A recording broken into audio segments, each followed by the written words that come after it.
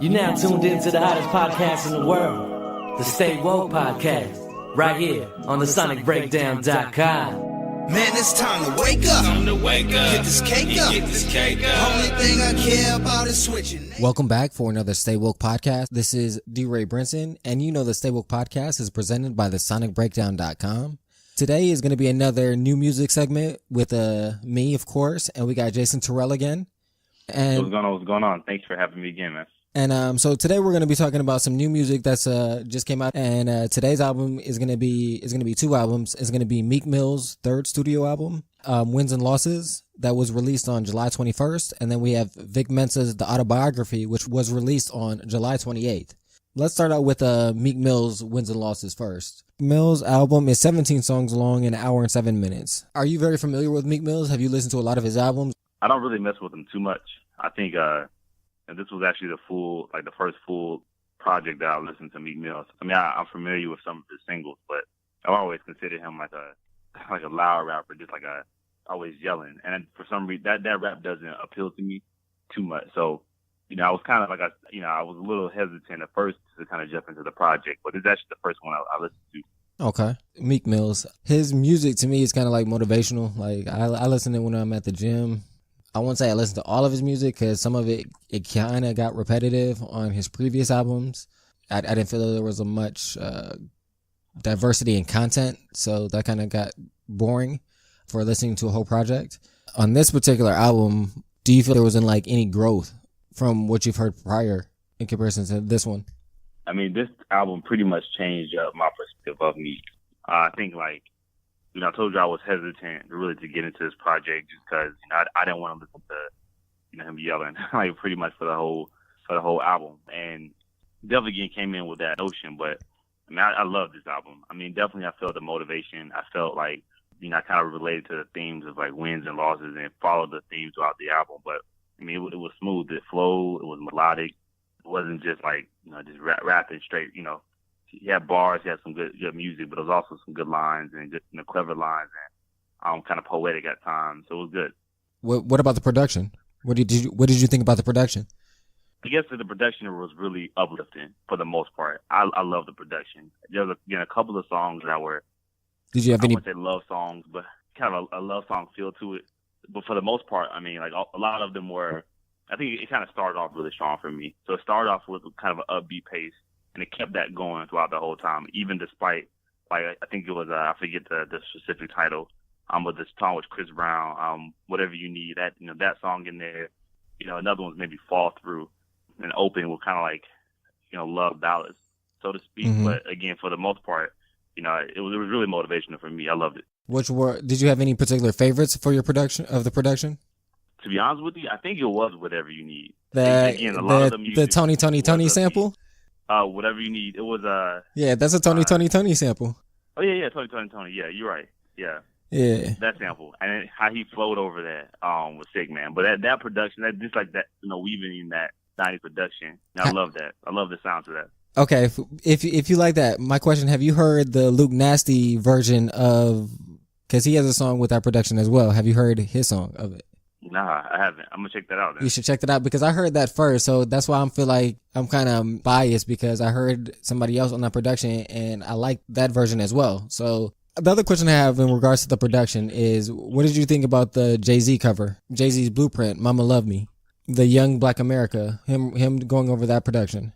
Yeah, that was smooth too, man. I loved it. I didn't recognize. I wouldn't say I'm the biggest. I know all the Jay songs, but I didn't know that was one of Jay-Z's songs. But actually, that was one of my favorite songs on the project. But I didn't realize it was a Jay-Z cover. What I say in regards to the production is Heavy Heart. I thought that was it. That production was very nice. I thought it had a nice emotional tone in it that gave some stronger bass end kicks that kind of propelled the production along to give it more of that motivational, even though it had that emotional tone. I mean, Young Black America, as you said, for me, again, it goes back to Jay-Z doing it first. Jay-Z killed it, but I did think Meek Mill's, if you're going to take a classic sample from one of the greats lyricists, I think he did a very good job and taking it in a new direction. Not quite doing the same direction as Jay. So making it his own and choosing a different way to actually flow over the production as well. Thought was interesting.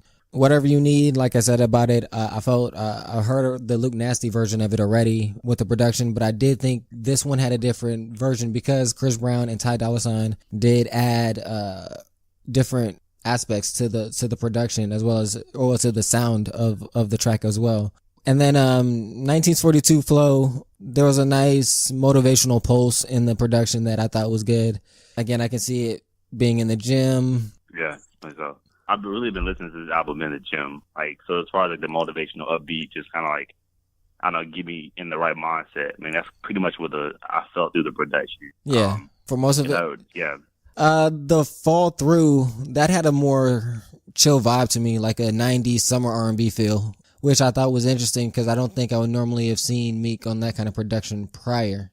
And then Made It For Nothing, that's just, to me, that's a classic Maybach Music production. Like, you know, Meek gets that kind of production and Rick Ross gets those kind of production from Maybach Music. Oh, and Price, I was just going to say, just had a kind of church feel to it when it came to the production. As far as production, like, you know, from past projects of Meek, I mean, has he rapped over, you know, production like Open or like kind of like Fall Through, like that, you know, kind of like a ballad type of rap, I guess. Like, has he used those types of productions in the past? No, not really. And that's what I was going to, is I think we're thinking the same thing. No, he hasn't used those in the past. And I think that is because of Nicki.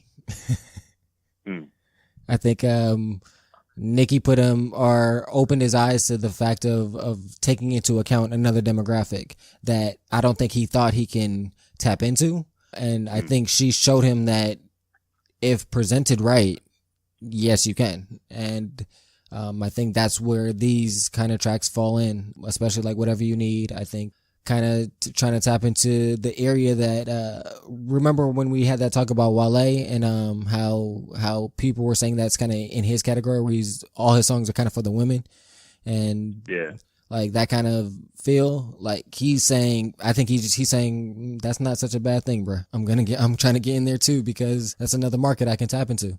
Right. Okay. Oh, that makes sense. Any theories on that?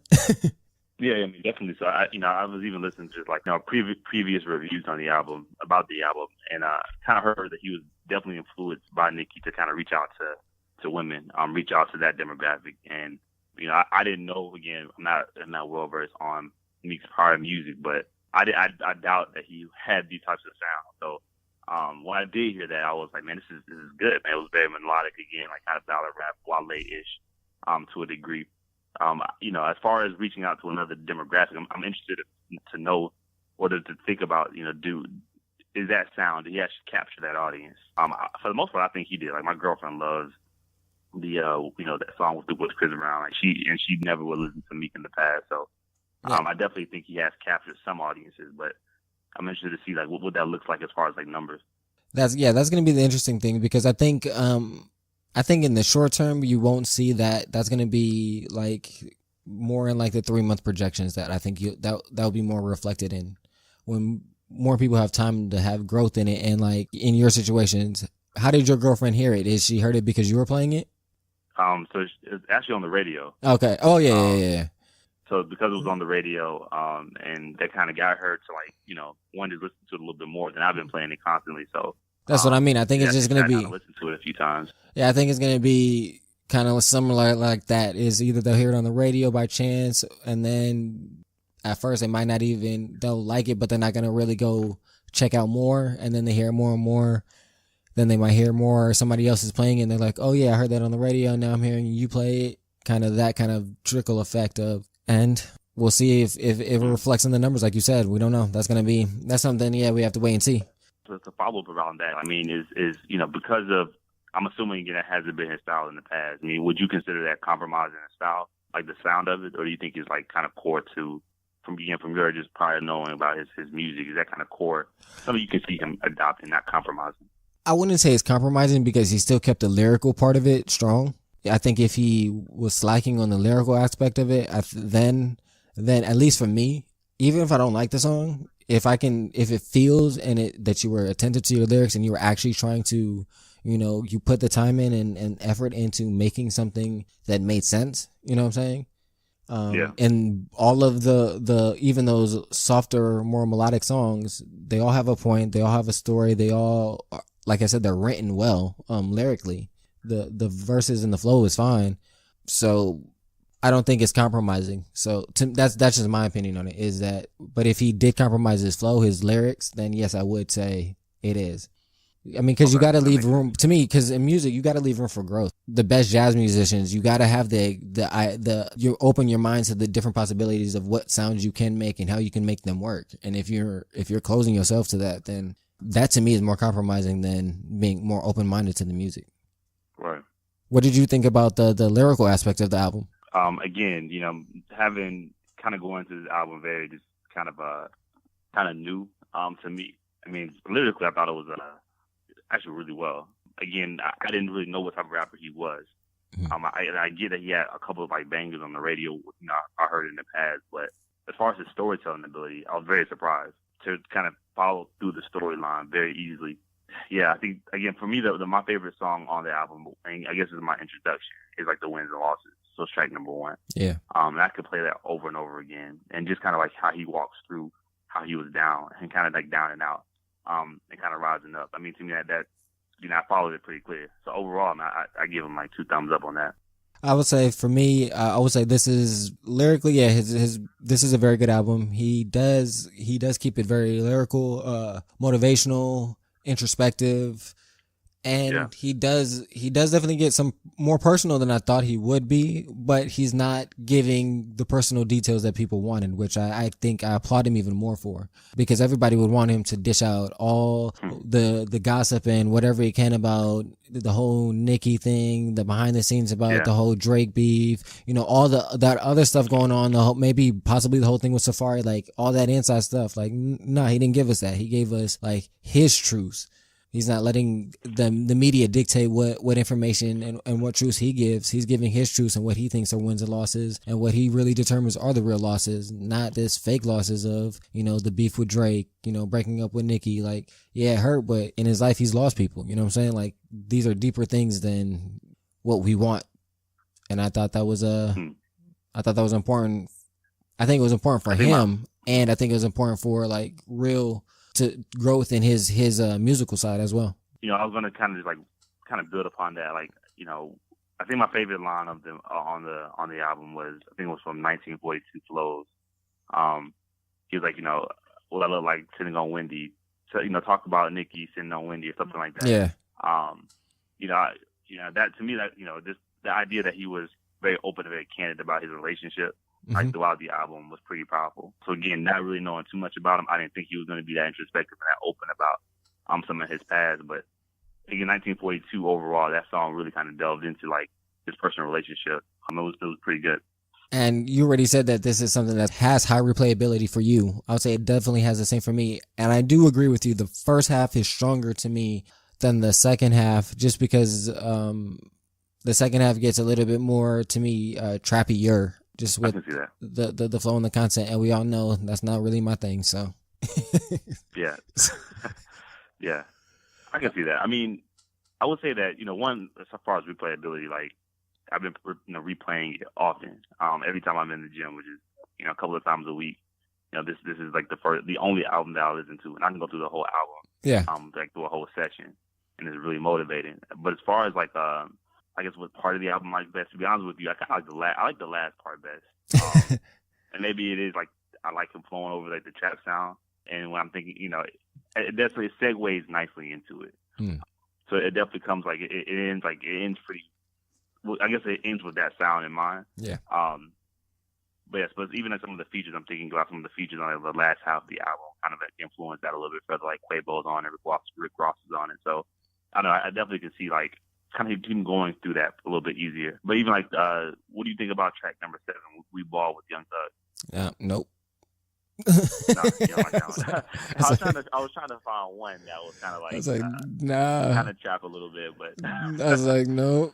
But the thing that that made me think of when we were just talking about this, I think the reason why I like the first half better as well is because to me the first half is more introspective as well, and the second half, because to me the first half is really more describing and explaining what he considers losses and the second half is showing you that when it's all said and done, he's still winning.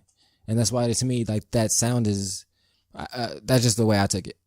I just tend to vibe with more introspective, like that kind of feel. Yeah. Again, I can't. To me, it's a good project. It's an overall very good project. I do want to see his growth moving forward and see like where does he go from here and how much his sound will change moving forward and his production as well. What about you? Are you interested in hearing another project from him? Yeah, I am. I'm actually. I've been going back to some of his his last album at least, kind of listening to it. So I'm interested to see what he has next. I definitely I'm going to like the style and like him a little bit more. Again, not really knowing too much about him coming against the first listen, but overall, I think I'm a fan for the most part. So I'm looking forward to what he has next, especially when it comes to this idea of being more introspective and him going deeper into his relationship and relationships and seeing kind of what's next. I hear him all the time, kind of in the news around some maybe whether it's jumping somebody or or his beef with academics. So. I'm interested. I want to hear him put that on the track and see what he says about that. And so, with that being said, we'll move on to the next album. And the next album will be Vic Mensa's The Autobiography. This album is 15 songs long and it runs an hour and 20 minutes. So let's talk about this Vic Mensa album. Have you listened to Vic Mensa's music prior to this album? Yeah, around the same time I heard about Chance, acid rap. I kind of was following Vic Mensa. He was part of another group. At first, I forget the group's name. There was a couple of guys in the group. So I knew about him. I knew about his previous kind of, this is his first debut. Mm-hmm. But at least some of his prior mixtapes, I've been following. So I will say I've been following for a little bit. Okay. The only album that I heard, I heard 2 albums from Vic Mensa before this, or not albums, mixtapes. One was There's a Lot Going On and The Manuscript. And so with, both of those mixtapes I did enjoy. The one, pretty sure it's called There's a Lot Going On. He has a song called Shades of Blue that I just thought it was just so fitting at the time. It really spoke volumes to me. If you haven't listened to that song, everybody, you should check that out. I think it's really deep, and that to me really highlighted his lyrical abilities. And then I heard him before, and I felt the vibe. I heard that song that he had with Kanye. I can't think of it right now. That was really I guess his first biggest hit that I guess mainstream knew about.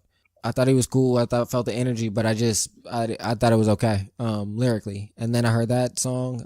I heard the whole album. I thought it was really well done. And I wanted to hear more from him. I heard The Manuscript. I liked some of it. It's short, but it gave me a taste of his diversity. And then I heard this album, and so we'll get into this album. Have you heard those other 2, the Manuscript and There's a Lot Going On? Yeah. I mean, and I'm sure we'll kind of get into this one a little bit further, but come with the growth in his music, I think so. I like both of the projects. The Manuscript is a lot shorter, and then There's a Lot Going On was pretty good. And even I think there's one of his mixtapes before. He had a prior mixtape 2015 or 2014, but I enjoyed that one as well. So yeah. So again, as far as keeping up with the music, I've been keeping up with it. Let's get right into this one. What did you overall think about this project? I mean, as far as production wise, this one I had to sit with for a little bit on a production level. Just for because real? It was a lot of sounds. Ooh. Yeah, it was a lot of sounds. I think I really didn't know. I can't pinpoint it, and I think that was why I had to sit with it.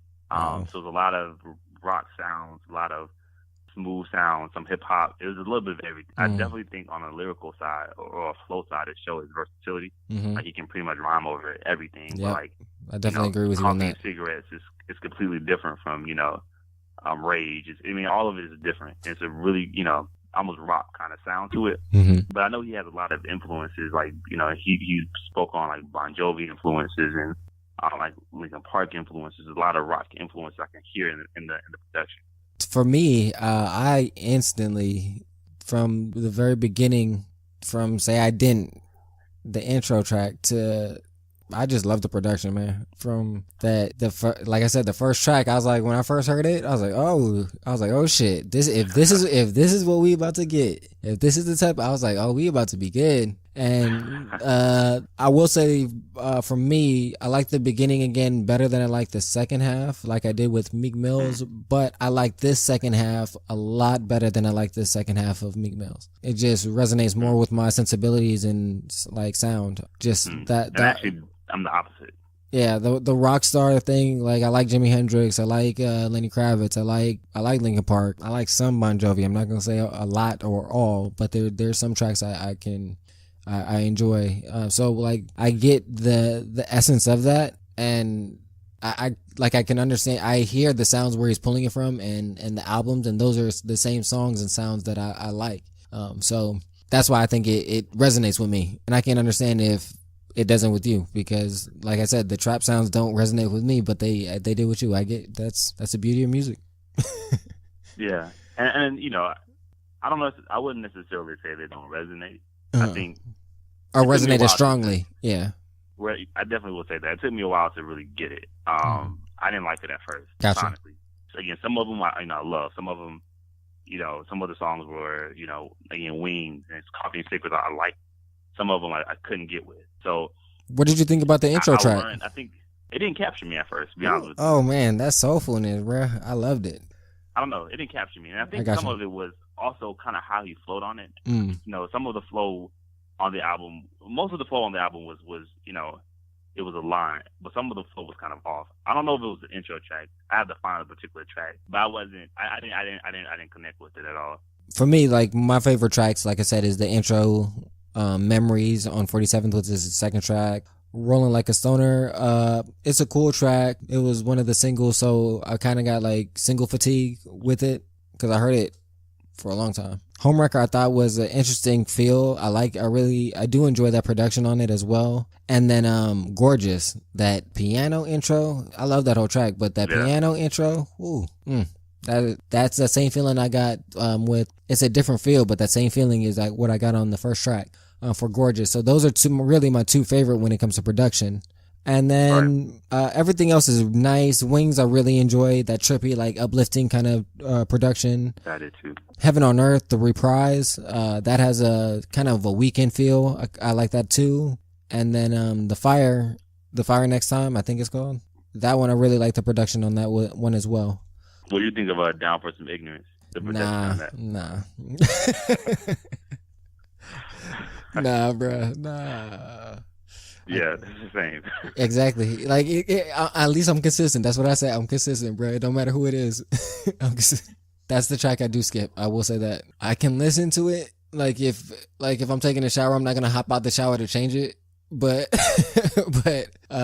if I'm able to get to it, I'm gonna change it. But the rest of it, I'm really enjoy. But like I said, Gorgeous, I say I Didn't, and Memories would be my favorite. And then Homewreckers, Wings, The Fire Next Time, and Heaven on Earth Reprise would be like right there, up there. I think my favorite sonically production flow is Coffee and Cigarettes. I think I like that one a lot. I do like that one as well. The only thing that pulls me away is kind of like a rock ballad. Okay. Yeah, definitely so. And I love, to be honest with you, when he has like the rock ballads, I like him singing over it. It's not just sonically. Yeah, better than flowing. That sounds pretty good. I can hear. Wings is also one of my favorites. Yeah, Wings is really good. I mean, for the most part, there wasn't too many bad songs on it. I mean, Down for Some Ignorance was like my least favorite. I would say that. But okay. I'm sorry. I thought you would like Down for Some Ignorance, not just because of the name, but like because of the feel. It has a more energetic. So the content, actually, I like the content. As far as actually sonically, I didn't like it. Okay, I got you. But I try to just sit down and just listen to just like the words, regardless of the music. So I can feel where he's coming from. Yeah. No. Memories on 47th Street, I liked as well. Gotcha. Oh yeah, that's a good one as well. What about lyrically? Did any of them like really resonate with you? I think so. Memories on 47th Street. That was I would say that's one of my favorite lyrically, and it wasn't mainly because he was talking a lot about his kid. Kind of his childhood growing up and how he was kicked out of kindergarten and IEPs and has an education. It's a person in education. I can definitely resonate and connect with that a lot. So I like how he was really, storytelling. Like I said, I like Down for Some Ignorance. It reminds me a little bit of Lupe Fiasco, Dumb It Down. Yeah. So in so many ways, like it was very much so like kind of glorifying like ignorance a little bit, but kind of like on a tone of, we shouldn't be doing this shit, basically. So, I definitely like that one a lot. But for the most part, the song that stood out with me was on 47th Street. I'll say for me, Say I didn't resonate with me because I just felt like he was highlighting and like it just felt like affirmation of like keep going, like keep doing what you're doing. Some people won't get it, but when you get there, you can say I didn't say I was gonna get here. Say, you know, it just I guess resonated with me at the time. Memories on 47th I thought was another great song just because of the storytelling ability. Like you said, he does tell a complete story and is very descriptive, and just the way that it feels like you're like you're walking down the streets of Chicago with him, you know what I'm saying? And you're with him as a youth, you know what I'm saying? And just breaking that down. So I definitely agree with you on that.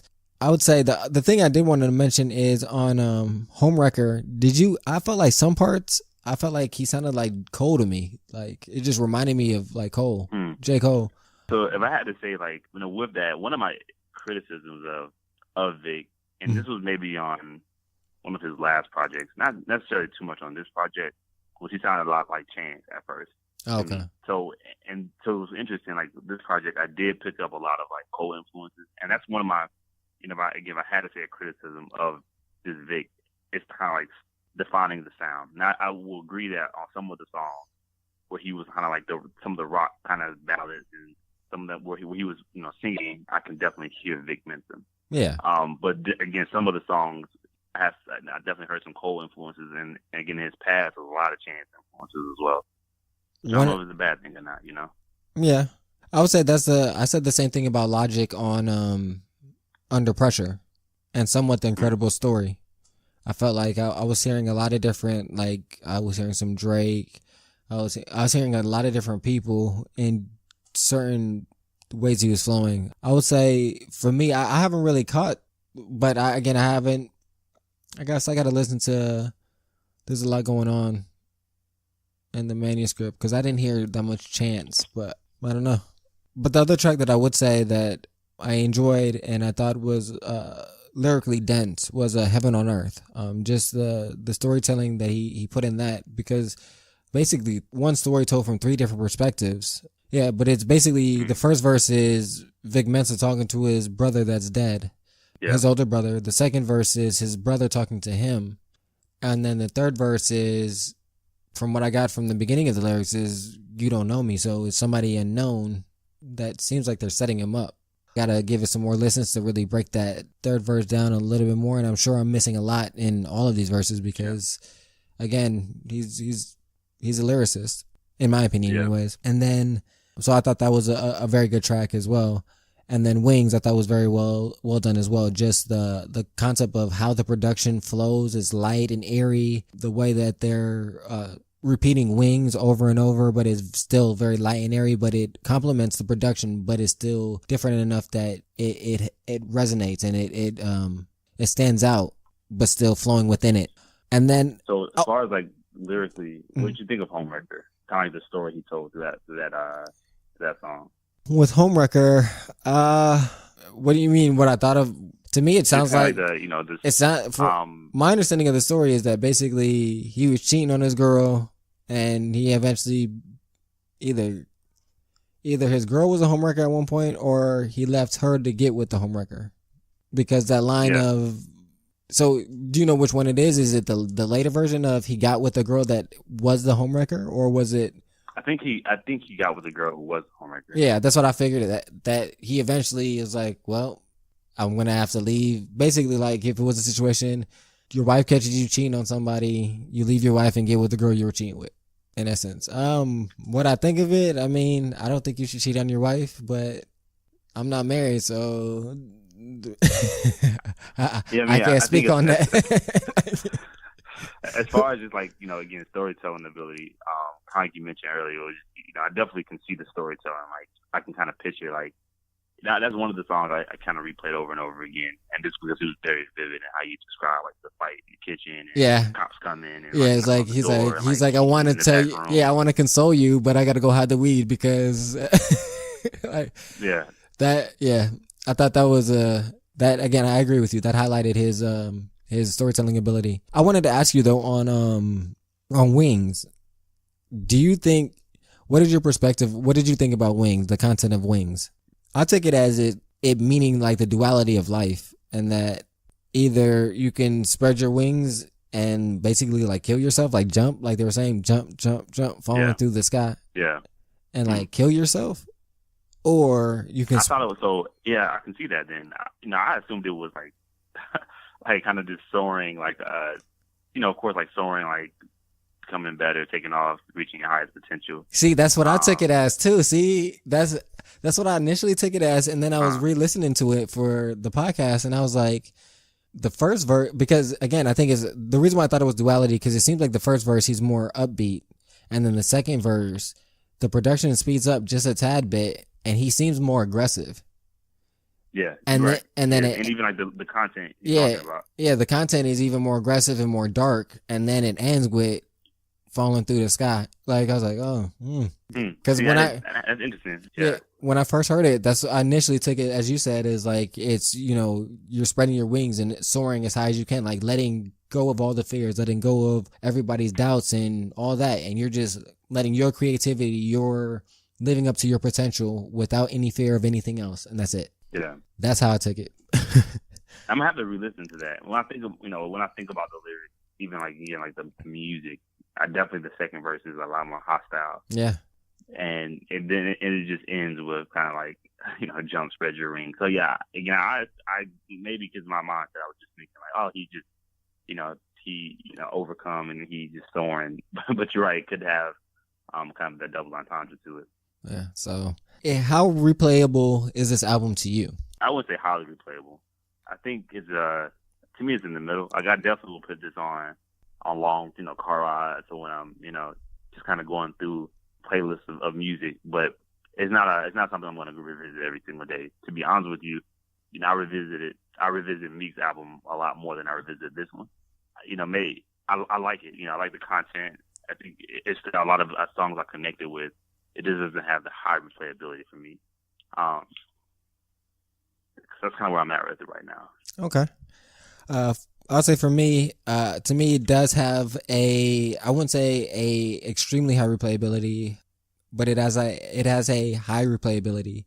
I can see me going to it often. I wouldn't say once a week. Again, in the beginning, of course, because it's new and I really like the sounds. I can see myself I've been listening to it often, but I can eventually see myself going to it maybe once a month, maybe every other week, something like that. Because again, like I said, I really enjoyed the first half, especially that intro. I like Gorgeous. There's several songs on it that I can go back to and listen to it often. So it gives you that replayability. But again, I'll say every other week but I will listen to it. I'd say I do listen to it now more than I do Meek's, and I can see myself continuing to listen to it more than I do Meek's. That's just me. Because again, the first half of Meek's, and then I'm kind of done with it. So if I had to, you had to pinpoint what is the criteria for replayability for you? Like, why is it this one over Meek? Just because this just has a more emotional range, for me, so that I can see myself on more occasions picking this up. Where Meek's, there's only like really 2 occasions that I'm really going to be playing Meek's album, So it's going to be either working out, or I'm somewhere where my girl's tired of listening to my music and I need to find something that she'll like. I'm going to put on that Chris Brown. I'm going to put on Whatever You Need. You know what I'm saying? I'm going to throw on those other tracks that I know she'll rock to, that I'm cool with, but and keep it moving, But so that's the only times I see me playing it, where Vic Mensa's I can see me playing on several different occasions, just in my personal mood. Like I said, either it's going to be that or working out for Meek Mills. That's it. What about you for Vic Mensa? What about why don't you see it having that high replayability? Like, what limits it for you? I think for me, it's having something that sticks, that kind of stands out for me. Okay. So Vic Mensa doesn't stand out for me. Gotcha. It's a good album. I had nothing against the album. Again, content was good.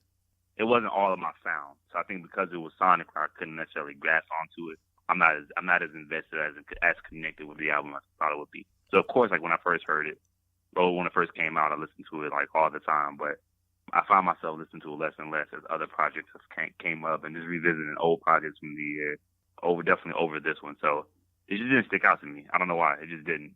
Okay. I think probably was sonically. I think that was, if I had to just like give a best guess. I think I'm not as invested in the sound. Okay, I got you.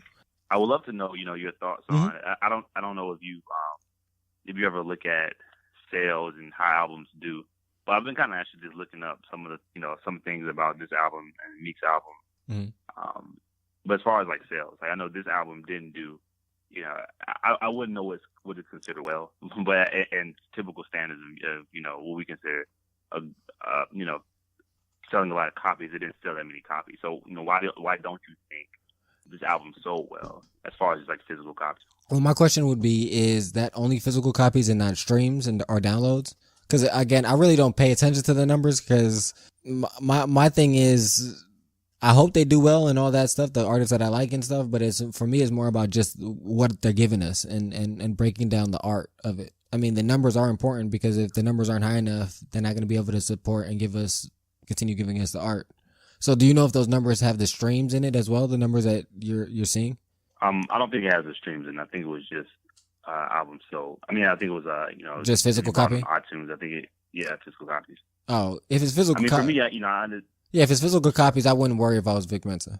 Because he's going to get the downloads, he's going to get the streams, he's going to get on the flip side as well too is, I didn't see as much promotion for Vic Mensa's as I did Meek Mill's. Just me personally. Like, and I mean, I see a lot of things about like a lot of artists, and I saw a lot of stuff for Meek Mill's promoting Wins and Losses. I didn't see that much. I mean, I did see stuff for Vic Mensa's, but I say the number of ads and placements and marketing that I saw, it vastly outnumbered what I saw for Vic Mensa's. So it wouldn't surprise me that he got, more sales. Right. I can see that. Also, I've never really been I really don't look too much into album sales for the most part. I definitely think it's not an indicator of success for me. Most of my artists aren't like artists who sell millions of copies, but I do know a lot of artists make a lot of their money on touring. So I'm interested to see what type of tours, what type of opportunities he has. I think coming down the pipes. Yeah, I think Vic will get a lot of he'll get most of his money on his concert tours, because just think about listening to the album. I can already see, as creative as he is and the camp that he has that can push the concert, I can see that his album is built for a concert. The way that it flows, the way that it rolls, the rock star appeal that it has to it, I can see the way that it's laid out. He can play that whole album, I can see, and people in the concert going crazy because of the energy that he can bring with a live band, live lights, pyrotechnics, things of that nature with it. Right, I can see that. You know what I'm saying? So I think he'll be fine. And then you get one good show popping or one good concert popping, and then the word will spread. So I think, like I said, I think it will be a good show. I am looking forward to the next project. Always, I actually want to hear him do like a collab with some of the Chicago rappers, like Chance, like Big Jenkins. I want to hear that. Ooh, haven't heard a lot of this features. No, I think Chicago features. But that'd be dope. A Mick Jenkins and a Vic Mensa collab album, a concept album with them two. Yeah. A whole concept album. This is what they should do. Hey, Vic Mensa, if you listening, bruh. Mick Jenkins, if you listening, bruh, listen. Hold on, I got it. They do a collabo album, right? Vic Mensa is in charge of looking at or making the video album that coincides with the album, and they both are the concept, but it has to be like a duality concept so that the visual album can be one side of it, and the audio album can be the other side, but it's the same music throughout. Bam, there you go. I got it. All right, but no, but actually, y'all should go with that. Hey, give me the credit though, DeRa Brinson, TheSonicBreakdown.com. But I want to say, man, thank you again for doing another podcast with me. The new music segment. So anybody out there, if you got suggestions, leave us a comment, let us know. We definitely take them in consideration, and we'll try to bring you another episode coming soon. Definitely check next week, because of course, if we don't have a new music segment, we'll definitely have another Stay Woke podcast episode. So definitely check back in next week on TheSonicBreakdown.com, StayWokePodcast.com, iTunes, SoundCloud, Stitcher, Google Play, whatever you're listening to it on now, it will be there again next week. So definitely give us a listen. Please leave us a 5-star review on iTunes. And thank you again for listening to another Stay Woke podcast. You know our motto, live, listen to some great music, and above all, love more. We out.